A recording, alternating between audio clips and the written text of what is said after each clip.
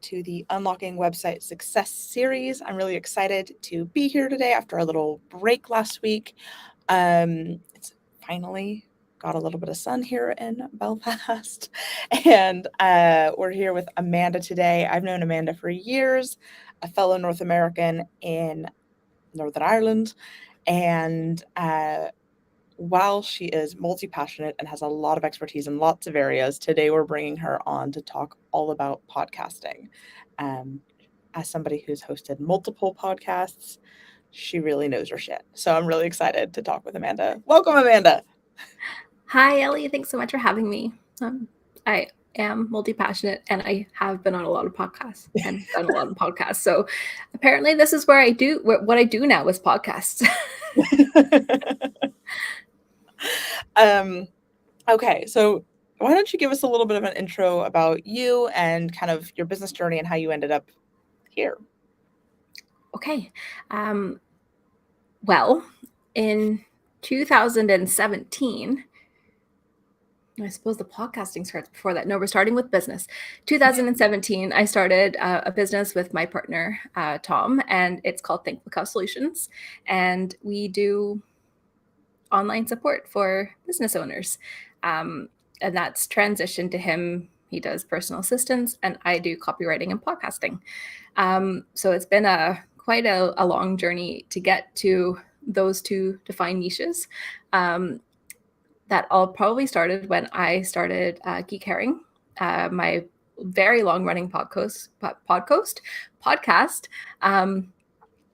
that is coming up on 5 years old. And it's a podcast about intersectional feminism and geek culture. So I learned a lot doing this, though it wasn't my first podcast. That was 5.5, and we launched that in 2015, I think. So I have been in this. Coming up on a decade of podcasting. Yes. Can you believe that? That's amazing. You were like a pretty early adopter then in the podcasting world. Not as early as Tom. Him and his our mutual friend started a World of Warcraft podcast back in 2012 or 13. So they are more OG than me. And I have actually learned a whole bunch from Tom, because I'm largely self-taught. Though I do work with multiple podcast agencies now, but mostly on the writing side.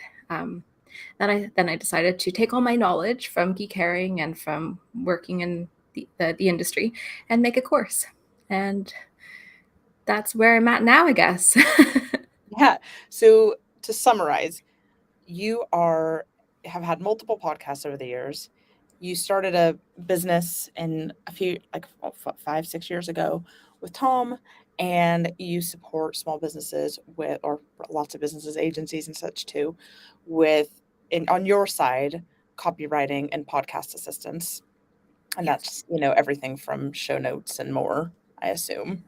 Mm-hmm. Sorry, I lost my train of thought there. But so that's kind of a lot of what you've done. And you've taken all of your knowledge and put that into, it's called the podcast kit. Yes. The podcast kit. Yes. And that really helps people who are just getting started with everything they need to know to sort of out of the box have a podcast that's going to be well thought through and all of those things. Yeah, the podcast kit is great for people who want to start their own podcast. It's a DIY course that takes you through how to set up, how to even come up with concepts, how to edit, how to publish, the whole shebang. It's going to be getting an update hopefully sometime this year. But it also helps podcast management virtual assistants to get the skills and tools they need to offer that service to their clients. Oh, gosh. That is a really high in demand service, I will say. It is. If you're a VA or know a VA, really, really high in demand service, because and we'll get into this later, but having had a podcast, the editing part of it, and then obviously like the post-production and pretty much in general, it can be a lot of work if you let it be, which is sort of why with this series, I'm just kind of like, let's just show up on YouTube and then my assistant will put it on my blog. There you go. Because I was not all for editing. But okay, so you have had a few different podcasts. What brought you to start a podcast? So the first one, 5.5, we started just because we wanted to. It's come and go over the years, and we review 5.5 rated movies on IMDb. So we just thought it would be a funny concept, and it's been a lot of fun.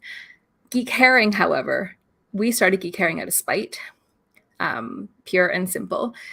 Tom and a group of friends, 4 male friends, started a nerd podcast, and mine and my co-host's first words basically were, "Where are the women in your show?" So we started Geek Herring out of spite 5 years ago and are still going strong. Still going strong. And we're currently on hiatus. So that's why I'm like, ish. Yeah, but a 5.5-year show, like, you deserve to have a break.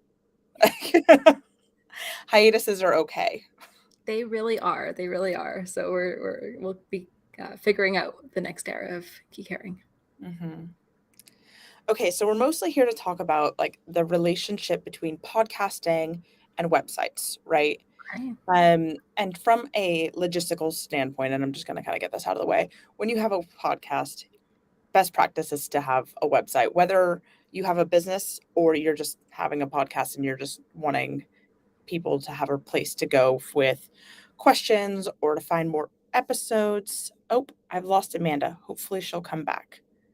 But I'll finish this thought.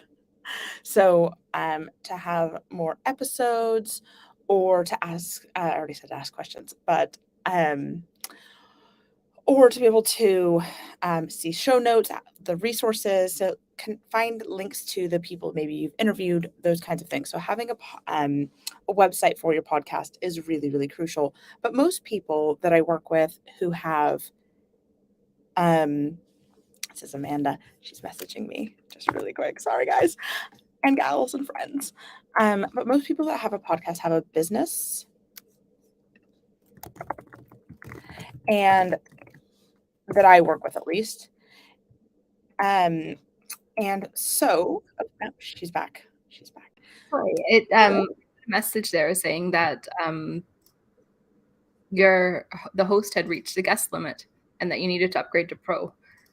But it's working now, so hopefully Fingers we crossed. continue working because I haven't reached a guest limit. I know their plan pretty well. That's why I picked it. Okay. Well, So if I do need to upgrade in the middle of this call, I will. Okay. But so what I was saying though, so was a lot of people who have a podcast that I work with are businesses. And so the podcast is a method of sharing their expertise, their authority, bringing on other people to sort of share their expertise and authority, sort of spread the, I guess, that bandwidth out, also to allow you to, for some really good SEO juice, for lack of better words. We'll get more into that later. But from Amanda's point of view, I want to ask, what can podcasting bring to the table for a website? Podcasting is awesome for websites because, I mean, you mentioned the SEO, and that's just a part of it. But when you have a podcast, you will talk about your website on the podcast, like live on the podcast, and direct people there. And it's also really great for talking about any offers and freebies that you have and like offering direct links, but always have email captures because newsletter, it all works in together, like a podcast to newsletter to social media to website, it all works. But we're talking about websites.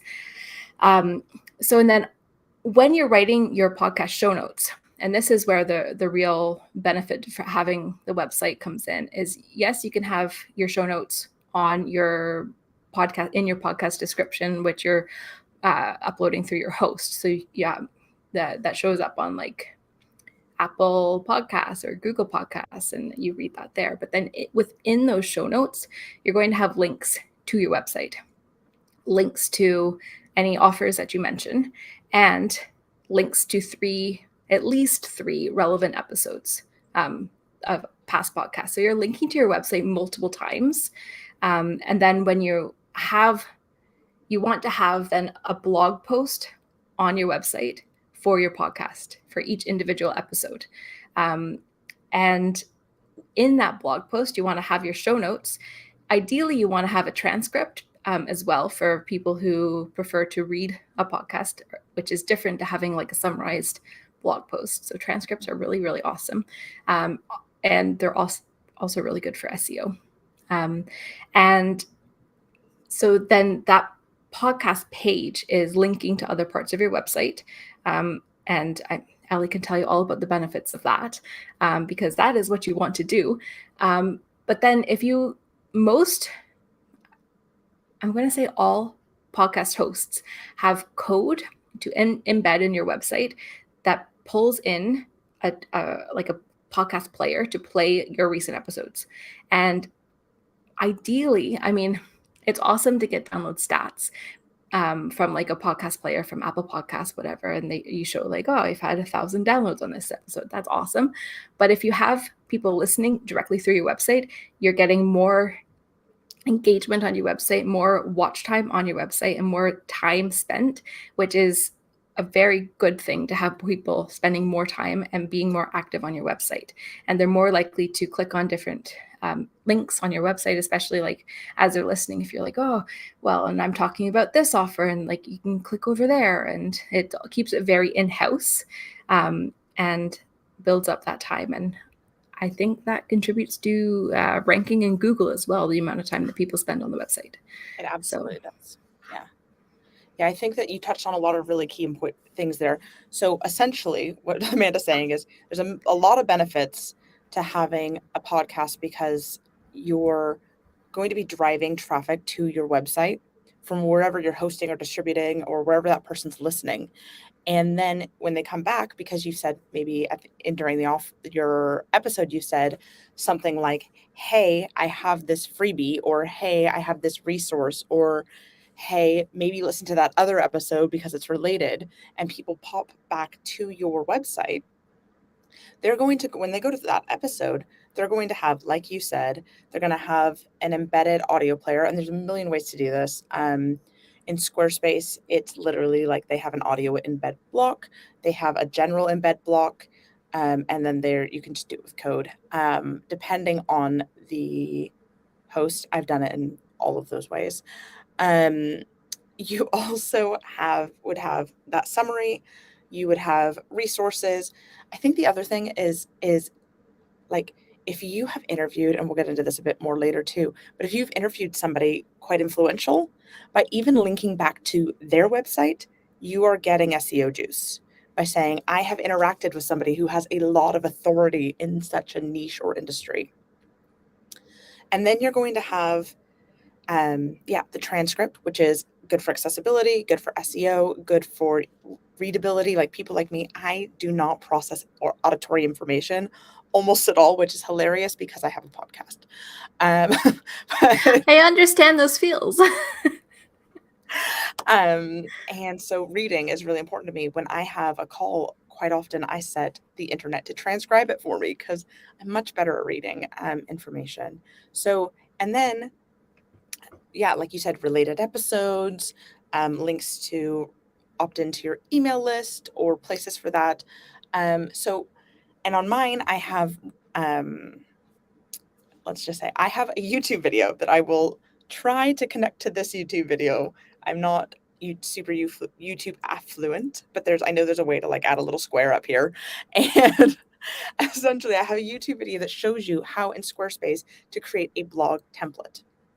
And that blog template, so that you're not having to do this like over and over and over again. I actually have a template for this series specifically, where then I have on mine, it's like, it literally says like headline, summary, insert video blog, insert link to the podcast, insert transcript. And my assistant does all of this. And then automatically it has links to my online shop and to things like, and then, they'll see at the top of my website that I have my quiz freebie, and it allows me to like repurpose that really, really quick without having to do all the work over and over and over again. So yeah, I think that's really, really important. I've got a lot more to talk about, but I want to let Amanda talk because she's the expert. So that's one of my like website tips. But as far as best practices from the podcast side, Is there anything else that you haven't mentioned already that kind of comes to your head? Sorry, I did that thing where I was reading my notes and I didn't audio process what you said. Can you please repeat that? Fine. I was just saying, so I know we've talked about a lot of things already about how it impacts your website, but from a podcasting perspective, what are best practices? Okay, best practices for podcasts. Headphones. Always have headphones that don't bleed out the back, because that noise bleed will come into your can and usually does come into your microphone and cause some audio feedback. And audio sound quality is pretty important, because and possibly you as well, Ellie, but as somebody with some kind of like audio processing bad sound, I'm not going to listen to your podcast. I'm sorry, it might be great content, but I will turn it off. And you can get quality microphones for like the 50-pound mark. Like it doesn't need to be something that's blowing the budget at like hundreds and hundreds of pounds. So those are my two big things. Make sure that you are recording. If you're doing a solo podcast, record directly into your recording software. If you are recording something with a guest or with multiple guests, if you can, choose somewhere that's going to record separate audio tracks, so that you can adjust audio levels. Sorry, I've gone into like audio side here of No, podcasting. it's so important. And I think that is one of the things that, like, when you're interviewing, if you have multiple audio tracks you're interviewing, it can be really important to be able to cut someone out. If somebody sneezes while somebody else is talking, if somebody dog starts barking, like, you don't want that to be a major interruption. You want to be able to cut out somebody else's audio. Yeah. And that can be taken, I feel like when I first started, so my first season of my podcast, I edited it myself. And I used Descript, which is super handy because you can see the transcript. You can actually edit it by literally highlighting words and deleting them, and it like would automatically edit. It will automatically reduce things like ums and like ands and all the things that you're kind of like when you're waffling. Longer spaces, it will reduce those and still make it sound natural. But I feel like I kind of went to like the over editing side and kind of got a little bit too intense about it, which then meant I was spending a lot of time editing. Season 2 and 3, I paid someone to edit my podcast. It was much better. And this season, as you know, we're kind of doing it flying by the seat of our pants a little bit. So yeah, are there other best practices to think about? And I think these are things that for you or I think what I'm kind of getting at is there's a lot of things that there's probably no right answer to, but people want to know, like, is there an ideal length for an episode? How do you title your episodes? When you bring on a guest, like, how does that happen? Things like that can feel a little like, oh. Okay. So ideal length, there is no ideal length. People will listen to a podcast of any length, whether it's a short one, 10, 20 minutes, mid-length, 30, 40 minutes, or longer ones, an hour plus. Like, there is an audience that will listen to what you put out. That being said, everyone has their personal preference. Like, I prefer podcasts that are 40 minutes and below, unless it's, for example, an audio drama or like an actual play podcast, which are 3, 4, 5 hours at a time. And trust me when I say that it will take me months, because listening to podcasts, it takes a lot of time for me. As somebody who's in podcasting, I listen to very little podcasts. I'm so sorry. No, me too. So yeah, your ideal length is whatever works for you. And your community. So, like, obviously, I think that you're right. There's no right length for podcasting in general. But if you know that your ideal audience is like maybe really busy moms or something, and audio is a great thing for those busy moms because they can be washing dishes and listening, or driving and listening, or whatever. But it might mean that their kid's probably going to interrupt them 17 times in a 5-minute span. So shorter is probably better. If you're targeting maybe mid-career entrepreneurs or something like that, it can be totally different because people, like, entrepreneurs, go to loads of workshops and educate themselves and are constantly. So I think it's really knowing your community. Yeah. Absolutely. And we had a comment there in the YouTube chat from Tom, shorter podcasts make happier editors. Super true. That's true. Yeah, and like I have edited almost every single podcast that Geek has put out, and there's so many different levels of editing. Like we're currently doing super light editing, which is like just taking out big mistakes and big like noises and adding an intro and an outro, and that's that. Because I have spent hours and hours and hours just editing one single episode, and it's just like this isn't sustainable. So yeah, shorter podcasts do make for happier editors. Yeah. I also think I want to put this out there to people. People don't mind mistakes, pauses. They're natural. They make the conversation sound personable. Mm-hmm. So I think I made that mistake, I'm going to say in air quotes, because there's no right way to do it, in my first seasons as well. Yeah. It's just what works for you, what works for your community, and what engages your community. Because that's like podcast advice. Like there's so much of it out there, but it's all like what it really comes down to is what matters for you and your community and the level of trust and engagement that you get with that. Nothing else matters. Like you could have the most bizarre podcast and do it totally differently to anybody else, but if you have a really engaged community, that's all that matters. That's true. Are there any other best practices out there or things that you just kind of you get questions on a lot? Just trying to think. So you asked about how guests happen. Guests, people love being on podcasts. I will say that people absolutely love being on podcasts, and you can have any kind of guest onboarding practices, from like talking about having an actual like step-by-step guide. If you're Ellie Systems, Ellie is going to have some kind of step-by-step guide. If you are me and Geek Herring, we are going to invite you and then probably like 2 hours before send you a document with show notes and a link, because I just saw the panic in your eyes, Ellie. Sorry. I mean, like this, as you know, this series I've been running in a similar way, but I was on your podcast and I think I got it a little, like I got it a couple days before, but it's still, yes. Yeah. So usually you want to send your guests some kind of idea of what you're going to be talking about, either show notes that with a list of questions, or what I like to do, and my co-host Moni, we send like, these are our questions, but we're probably not going to talk about them. We want to talk about this topic and just see how the conversation flows. And if we need to go back and rely on a question, we will. But you might want a more structured podcast with questions. Like everything is just how it goes.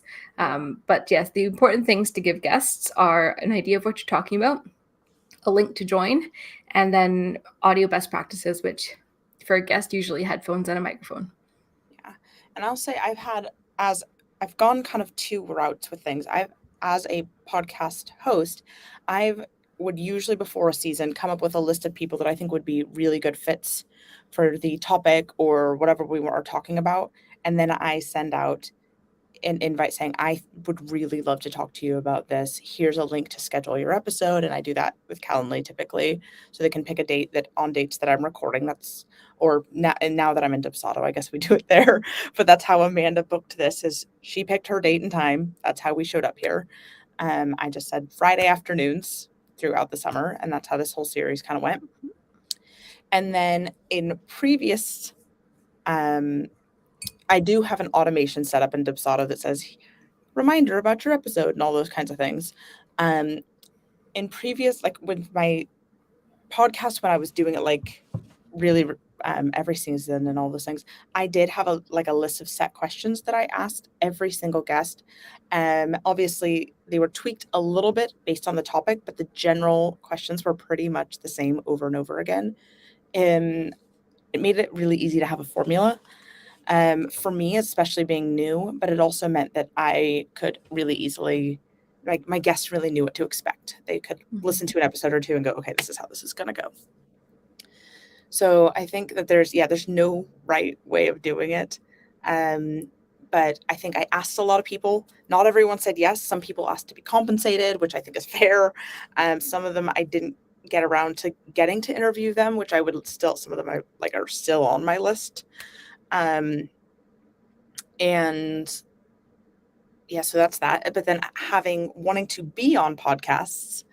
Oh, I've just sent out pitches. Like, that's how I was on your podcast. You listen to the podcast, you say, I love your podcast, especially this thing that happened in this episode. Show that you know their audience. You say, these are the types of things I can talk about. I would love, love, love to be considered. Here's a link to some other work that I've been on, or some other, my YouTube channel, so you can see that I talk. Like, whatever it is, kind of give yourself some social proof, and then leave it in their hands. Maybe follow up if you haven't heard back in a couple of weeks. People are busy. I've had people approach me that did get on the podcast that have just said, hey, I would love to be on your podcast. I do get a lot of, like, recently, especially since doing this series, I get a lot of, like, big agencies spamming me with people, like, be like, can my person be on your podcast? And I'm like, no, because I don't really actually, this podcast is technically dormant. I'm just posting a YouTube series to it at the moment. So, like, there's lots and lots of ways to both get guests and be a guest. Feel free to, like, comment, and Amanda and I can answer any questions about those types of things on the video before, or while it's live, or later, because we both have quite a lot of experience with being on podcasts and having guests on our podcast. Yeah, definitely. Yeah, happy to answer anything. Yeah. And again, I think, while there's, like, I don't believe in reinventing the wheel. Like, you don't have to be like, like, I based a lot of what I did for, like, what the document that I send to podcasters based on the document you sent me the first time. Like, I didn't duplicate it. I just I loved that it had, like, a link to where we were going to show up and the time we were going to show up, and then the questions I was going to ask. Like, those questions were different than the questions you asked, but that format really, I hope so. We have very different podcasts. but I think that, like, there's no need to reinvent the wheel. So we're happy to be resources here, but there's also no right way, which is, I think, a beautiful thing. Absolutely.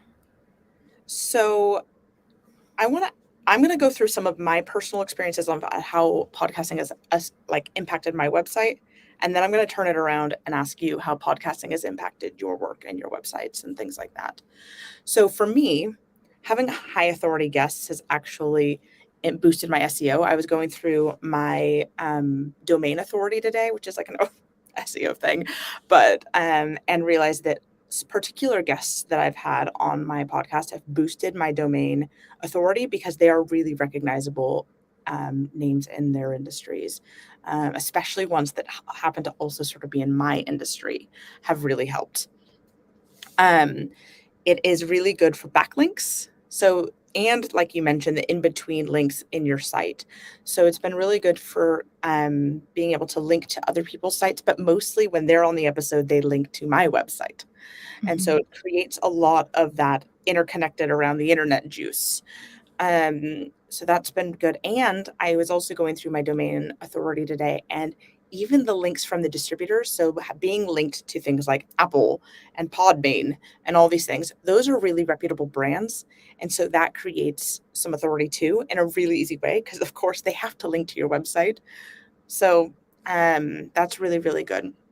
I think another thing that sort of happens naturally once you start podcasting is, like, a guest swap.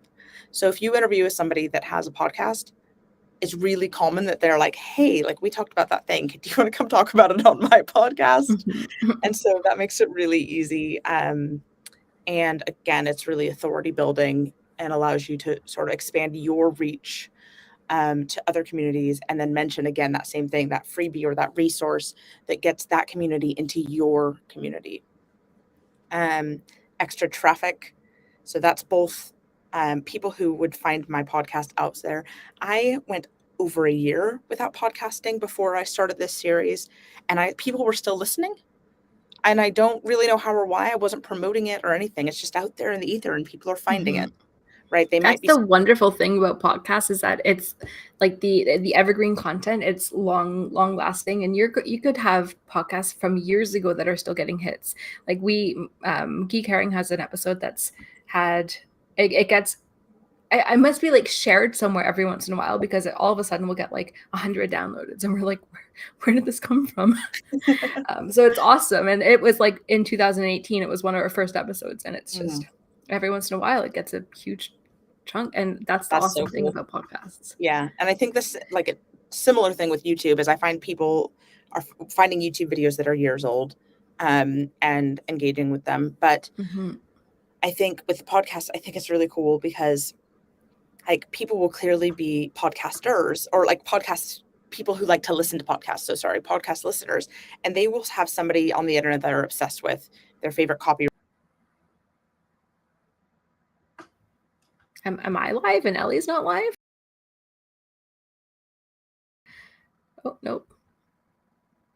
I don't know what's happening right now. Am I live? I don't. Oh, Yeah, hi. we're both live, but it disappeared, both of us somehow. Sorry. Okay. Sorry, Rams. So, but I was just saying that if somebody puts somebody's name that they love into their chosen, Apple, and they search that person's name, your podcast is going to come up just because they love somebody that you happen to have interviewed. So I think that that's really cool. It increases brand awareness, both having a podcast, being on it improves authority. People just sort of see people who have podcasts, businesses that have podcasts, as a little more authoritative, or a little more like they know their shit, for like how I like to say it. And then obviously having some form of long form content that updates regularly on your website is really, really good for SEO. It adds a lot of keywords. Google says, hey, this website's still like active. So it does good things. So those are the things I noted. Do you want to elaborate on any of those, or just talk about how podcasting has affected your websites? So you hit on basically everything that I would have said. But you have your own experiences with them. I do. So I will come right out. I don't have a business podcast. I only have hobby podcasts right now. I mean, that might change. Who knows? I like to make podcasts. But so from from our point of view, yeah, like it's the connection, I think, between social media and the website is pretty big as well. And that's where we're seeing a lot of traffic that comes to our website is from social media, and the podcast episodes that we share there, because we always link to the website, and then from there people listen or go to their podcast player of choice. I'm not sure exactly the routes that they take, but it works around there somewhere. And yeah, so I'm not going to pretend that I know more than I do know, because Moni is definitely the brains behind the whole website operation. I just know that it works. I am not very techy, as Ellie knows. So like, let's say, do you have any idea about like, people come and listen on the website? You do know that, like, to an extent. They also listen elsewhere. You know that you guys have a shop. You guys have a really dedicated community you've built. You guys have like so many episodes. Yeah, we're up to 170 something. Yeah. And again, you guys have done a really good job with keywords. You talk each episode about a few things that sort of happened in sorry, I just look at the comments there. Happened in sort of, culture, nerd culture, geek culture, over the last little while, and then you unpack it. And so those things are at the time usually quite topical, but they're also things that people might be doing research on later, or be like, remember that thing? And so I think you have so many keywords built into that, because when you are talking about these topics, you put them in the titles typically. Yeah, put them in the title, put them in the show notes, repeat them, link to them. Yeah. Yeah, that's true. Monty is also calling me out in chat saying that I just don't like websites, and it's like it's true. I'm just a tech, not websites, tech. It gives me massive anxiety.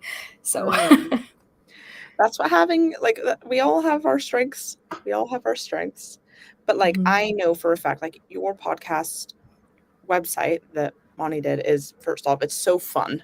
Like it's so like interactive and fun and has so really, really on brand and everything. But like that is definitely part of the success of your brand and your community. Like just go check it out. Go check it out because it's a killer podcast website. It's so good. Thank you. It's geekcaring.com. Plug. And it doesn't need to be complicated. Like I'm guessing that wasn't your first podcast website. Like that was the very first iteration of it. Because you guys rebranded a while ago. We actually haven't finished our rebrand. It started and then life got in the way. So there is like a rebrand kind of in the works. We'll see. But unless what you're talking about is Geek Caring Productions, because I haven't even mentioned that. Oh, that's okay. Well, let's get into that in a second. But I think what I'm saying is like Monty designs websites. Like that's what she does. That is what she does. It can be really simple. I have friends who have podcasts that literally just started a Squarespace site. By the way, you guys can all now get 10% off Squarespace site, which is Calibrated Concepts. That's a new thing. Nice. So exciting stuff happening over in our world. But like it doesn't need to be that complicated. Like again, if you create a blog post, you have a summary block on the homepage, it automatically updates with your most recent episodes. It's great. Doesn't really need to be complex. So tell me about that. Tell me about Geek Caring Production. So you've taken your years of knowledge in podcasting and your obsession with having multiple podcasts on the go, along with most of the other people in your life having multiple podcasts on the go, and then turned that into Geek Caring Productions. Tell us about that. Okay, so Geek Caring Productions, it started in 2020 with the pandemic and lockdown. We brought Geek Caring to Twitch to record our podcast live every week and geek out with people and play video games. And we started to build this really interactive community, which fast forward 3 years, I have started Geek Caring Productions, which is a community-driven podcast platform with to help creators create a podcast or a talk show or an education series, or there's a whole umbrella, and use the platform and the audience that we already have in place to have a home for their podcast or talk show or et cetera, et cetera. So we have 5 shows right now. We have one on the horizon, and that's I'm not in all of them. I just want to say that I'm not in all of them. We have a variety of creators using our Twitch channel, our Discord community, and just a platform that Geek Caring initially built and has expanded to Geek Caring Productions to help support and guide and bring people's podcast streams, talk show dreams to life.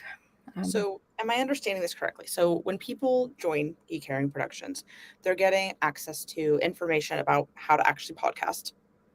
They're also getting information or like a pre-built community that listen to podcasts. That, so they're on Twitch or in Discord or later connecting with the website. So those are the 2 main like reasons that somebody would join, correct? Or is there more? Yeah.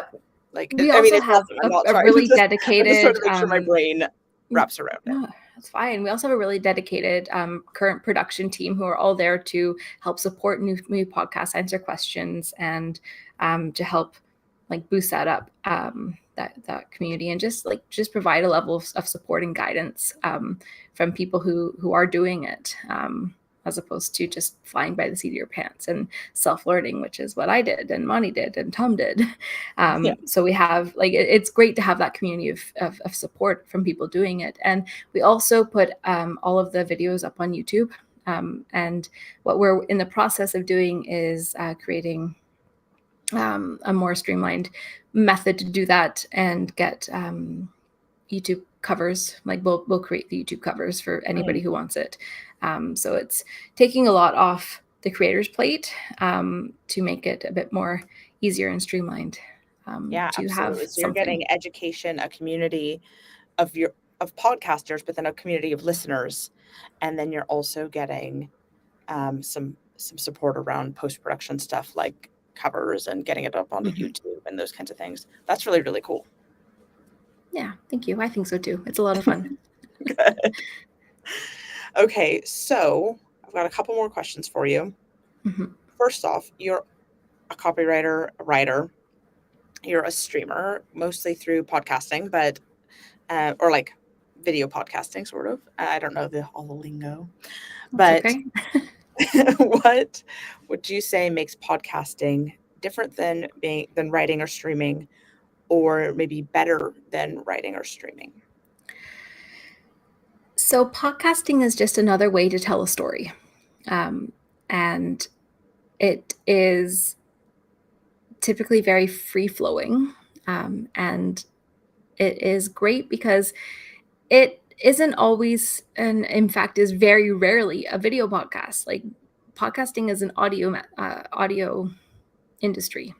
So you can just be sitting there in your pajamas, totally unshowered, and like you're like, all right, I'm ready to go. And which makes it kind of like a lot more accessible because you don't have to be camera ready at all times to come on and speak. Obviously, if you're doing a video podcast or a YouTube live series, you have to be. So there is definitely a level of flexibility in terms of that.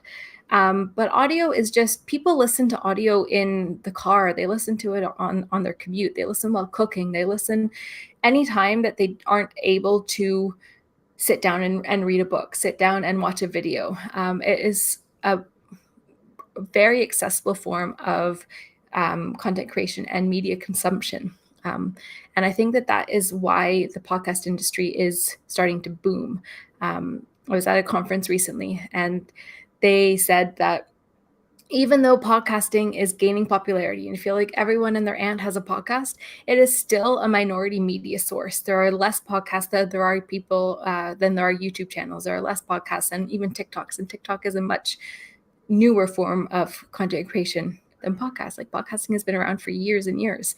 And so one of the things that you need to know is like, podcasting isn't weird, even though you could just be sitting in a dark room talking into a microphone all by yourself. Like, but it's not weird. It's just another form of content creation, and it is fun because you get to, if you have guests, like you get to talk to really interesting people. And when you don't have the camera on you, and this is what I love, like when you don't have the camera on you, oftentimes people are feeling a lot more free to talk about themselves. Like when you're not live, when you don't have an audience, when you're not like reading the comments, you can be really surprised at what you can get out of your guests, what you can speak about when they're not being observed by an audience. So there's so many benefits to audio only podcasts. I love them. I love that. I love that idea that you can get kind of a more real, more vulnerable person. I love that you touched on the fact that like, yeah, you can do it in any state that you are, really. And then I love that it's not a saturated market. Like it seems like there's a lot of podcasts out there, but it's not. It's not saturated in the same way. That's really, really cool. I love that. That's just a lot of food for thought, by the way. And then I think that sort of touched on what's my last question is, you may or may not know this about Amanda because she can hide it well sometimes, but Amanda's an introvert. And so somebody like Amanda has a Twitch channel, multiple podcasts, like all this stuff, essentially talks around people a lot, maybe online, but still. Why do you think that podcasting is a good medium for introverts? Good question. I think it's great because solo podcast, great because introverts can just talk about whatever they want to talk about for however long they want to talk about it. You don't need to converse with people. You can just like go for as little or as long as you want. That's great. So it works really well.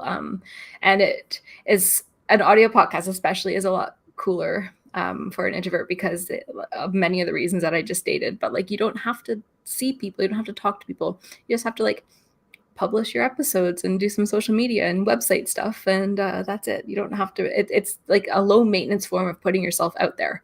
And if you're feeling really like you don't want to do an Instagram live or a YouTube live or any kind of video content, like use a headliner and like take popular clips from your podcast and put them through headliner and audiogram and post those. So people are still getting to hear your voice without having to really see you show up with your whole self. But then I think it's great interviewing because like one-on-one interactions are great for me because I can more or less focus on what the person is saying and talk back and forth. And it is great because like when you're done the conversation, you can like go and do whatever you need to recharge. You don't have to still be in a social situation with other people, and it just keeps going. And you're like, okay, need a break here. I won't lie, I do struggle with like multiple people on a podcast. There's too many people talking and I can't follow it very well. That's neither here nor there, and nothing to do with introversion, everything to do with audio processing. But yeah, like I think that the great thing about podcasting is that you can just, when you're done, you're done. You don't need to answer loads of questions like live on air. You don't need to keep a conversation going longer than the allotted time slot. So it's really great to have that separation between when you're on and when you're off, which is super healthy for introverts. I love that. That's also a lot of food for thought. I think that's so good. And I think the last thing I really want to touch on is just podcast can be anything. Like if you have an idea, so I have two threads around this. If it hasn't been done, go do it. If it has been done, go do it, but in your own way. Yeah. Like there's no new ideas under the sun, but you can definitely spin it in your own direction. I know business owners that do 10-minute pep talk podcasts. I know people who do really, really long podcast episodes about, that are all just them talking about the shit that they get excited about and know a lot about. And then there's interview style podcasts, and there's so many of those out there, but are so interesting because the reason people like podcasts is it's like getting to see into somebody's brain, right? That's probably the number one reason people want to do it. And you get to learn more than you would in a blog post because those are really curated, and B, like a really long post is still really not that much content in a blog world. Whereas a video is very, very different versus a podcast being very, very different again. And the other thing is I forgot to mention this earlier, is one of the other reasons, especially with a business podcast, that it's so effective is when people can hear you, they feel like they know you, and then they are more likely to continue to build that relationship. I think it's really sort of a weird thing in a weird way is I love having a YouTube channel and a podcast and a newsletter and all these ways that I connect with people. But there's times that people definitely feel like they know me more than I know them. Oh, absolutely. Because like you're talking to them all the time, but you might not have any idea who that person is because they might not be engaging back with you. Or like if they are, it's like a like on a social media post, like until they interact with you in some way. And like if you're a big creator, like have a podcast like with hundreds, thousands, millions of downloads, like you're not going to know your audience. You might know few people, but and they're like your core audience, but yeah. So like you're joining people in their car, you're joining people in the shower, you're joining people where it works for them, but they're not joining you. So there is definitely that disconnect. Yeah, I definitely went to a networking event last Friday, and she's like, I've been on your newsletter, and in my newsletter I'm very, very vulnerable, and it was very much, she's like, I feel like I know you, and I was like, okay. Like, yeah, she's lovely. And I've had similar situations where I had a client that I eventually booked who was like, yeah, I've been following your newsletter and your podcast for like years. And I was like, oh, hi. But it worked. That's part of, especially as an entrepreneur, why we do those things, right? Mm-hmm. So it's good to know it works. It definitely is. All right. Well, tell everyone where they can find you and your podcast kit. Okay. And I was up working on something else just to get it ready for today. So maybe you can pop it in the links as well. But Yes. you can find me. My official website for my business is thankfulcow.com. You can find me on social media everywhere at Sloan Creates. Yeah, everywhere. That's my name on all social media. And there is a website domain that doesn't exist yet as well, but it's coming. You can find the podcast kit at thankfulcow.com/podcast-course. And I have also just released podcast Power Hours, which is an hour that you can book with me to talk about anything you want to talk about regarding a podcast. Whether it's advice to get started or how to take the next steps or like what to do about post-production or anything you want to do. And you can find a link to book in for that at thankfulcow.com/power. I love that. I'm a big fan of Power Hours. I do them with websites. And I think it's so useful to be able to just pay for to pay to pick someone's brain, right? And then you can get all the information you need and more. And I think it's so good to be able to interact with an expert like yourself. When maybe, like in my case, I wouldn't be a beginner necessarily anymore, but there's definitely things I could do to make my podcast more professional. And I know that. But that doesn't mean I necessarily know what all those things are. I just know that it could be. Yeah.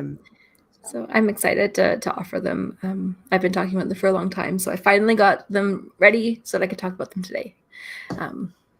Yay! So, yeah. Well, I'm so excited. And then you can find Geek Herring Productions at geekherringproductions.com and geekherring.com as well if you want to see the funky websites that Ellie was talking about. Cool. We will make sure that these links are in our show notes for this. So they'll be on my blog. Heidi, my assistant, does all of this on a Friday night. She might not know to put some of these links in because they're not in the initial form that you filled out. But I will go back in and edit them at the start of next week. Awesome. Perfect. So you will get but before I wrap up and tell you, I guess all of those admin details, let's sign off. Well, thanks everyone for joining, especially our super interactive Moni and Tom. Really glad to have you all here with us. So, and thanks to the rest of us. If you're watching back later, feel free to ask us your questions. And thank you so much, Amanda, for coming. Yeah, thank you so much for having me, Ellie. This was a blast. I really enjoyed talking and geeking out about podcasts with you. It is your specialty. All right. All right.